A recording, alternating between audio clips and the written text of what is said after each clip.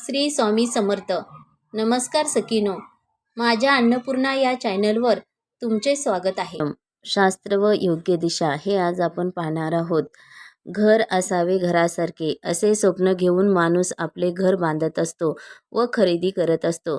प्रत्येकाचे आपल्या घरावर नितांत प्रेम असते. सर्वसामान्य कुटुंबामध्ये ग्रह सजावटीची स्वप्ने रंगवताना देवघर कसे असावे, कुठे असावे याचेही नियोजन काटेकोरपणे करत असतो. देवघर ही अतिशय महत्त्वाची आणि विश्वासाची जागा मानली जाते. देवघराचे महत्त्व वैशिष्ट्य म्हणजे देवघराकडे बघितल्यावर शांत आणि प्रसन्न वाटायला हवे. घराबरोबरच देवघराचेही महत्त्व तेवढेच आहे. घराला घरपण येण्यासाठी पूजापाठ, भजन, भोजन या सर्व गोष्टींचा अंतर्भाव असतोच. परंतु देवघर आणि देवारा कसा आणि कोणत्या दिशेला असावा याचे शास्त्रोक्त मार्गदर्शनही अनेक जण घेत असतात.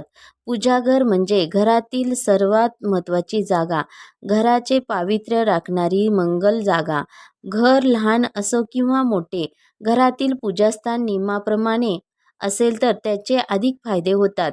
घरात जागा कमी असल्यास देवघर कोठे असावे, देवघरासाठी योग्य दिशा कोणती, आज आपण ते जाणून घेऊया.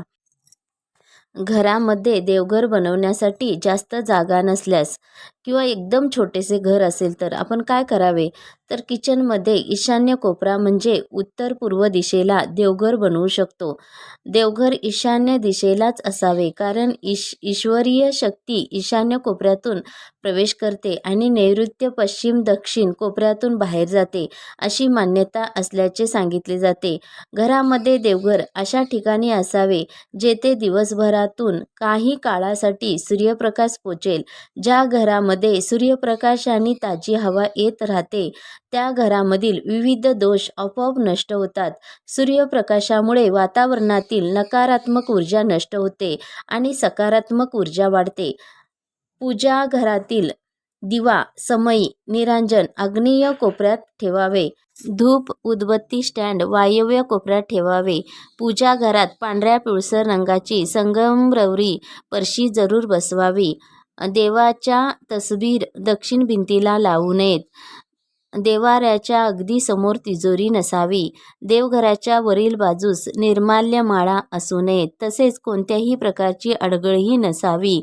तसेच सर्व मूर्ती पंचधातूच्या असाव्यात. देवाऱ्यातील सर्व मूर्तीची तोंडे पश्चिमेस असावे, म्हणजे पूजा करणाऱ्या यजमानाचे तोंड पूर्वेस होईल अशा पद्धतीने मांडणी करावी. शंखाचे निमुळते टोक दक्षिणेकडे तर शंकराच्या पिंडीचे, शिवलिंगाचे निमुळते टोक उत्तरेकडे करून ठेवावे.